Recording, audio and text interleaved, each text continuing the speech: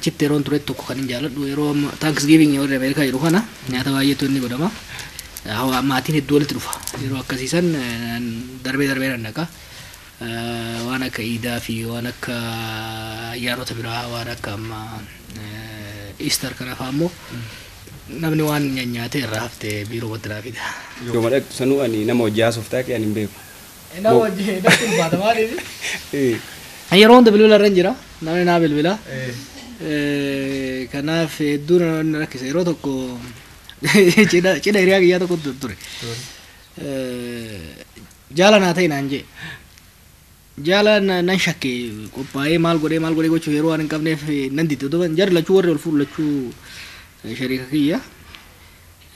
Amma maal naan jee ati gaa rabshaa biyyaa dhaabii naan jee gaafa sargi kiyyaa qalbiin nama hunda sargi kiyya irra waan ta'uu qabuufi hunda isaan irraa dhaabuu qabdan naan jee. Rabbi isaan morka seenee na fakkaata gaafa qormaata baafne sun fi sargiin isaa olerra. Sargi isaa laaptooppii qabadhee dhaqeetiin namni xarapheezaa irra taa'ee waa nyaata an qormaata dalaga beekte qormaata afaan ingiliziin natu deebii dalage. Rammoonni godha gad deeman akkatti waggaa shurraan waggaa seenu duraan dhaqee silaa footoo fa'aa wajjin kaka'uu qaban goona. Yoo deeman kompiitaraan argee akkanatti na laala. Namni hundi kasargii dhaqee hundi bilbila banee laala isaan laaluu dhiise akka malee naaf aarii so jiruun hawaasummaa kiyya sanfaa. Ajaa'iba Yusuf ati waan amma jawarrutti himu kana erga biyya galee moorara kana buufatuun ooluu tasgabbaa'ee hawaasummaa yoo san dharra'e hunda baatuun ooluu jettee faayyaadne. Sana shakkiin koo keessumaa waggoota lamaan darban kana akka biyya keessattidha. Waggoota dheeraadhaaf biyya keessatti soomuu kun hafee waggaa lamaasitti immoo biyya keessatti dabarsaa jirtu.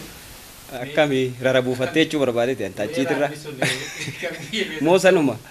Asitti irra baay'ee rooyya jechuun waggaa lamaan kana boqodha jechuu nan danda'a. Maatiillee hin jira hiriyoonnis hin jiranii sochiillee baay'ee deddeemu. Akkasuma kanaaf amma inumaa wanti mana kanatti sababa barbaadee ayyaaneffatti dargaggeessa hedduu as gala beekte. Amma isaan ayyaana kiristaanallee ka islaamallee fixanit barbaadanii yeroo tokko tokko warra hinduuf ka warra jaapaanillee ayyaaneffatu jira. Kanaafuu amma waan social life mana kanatti baay'ee akka gaarii waliin baay'een isaanii konferensa waan ta'aniif baay'ee wanni godha. Keessumaa kan bara kanaan dhibee koronaa amma bara kana waan haaraadha. Namni deemee sagaduu na walitti dhiyaachuun waan hedduu jira. Waan sanaan wal qabatee bara kana bifa kamiin ilaaltan?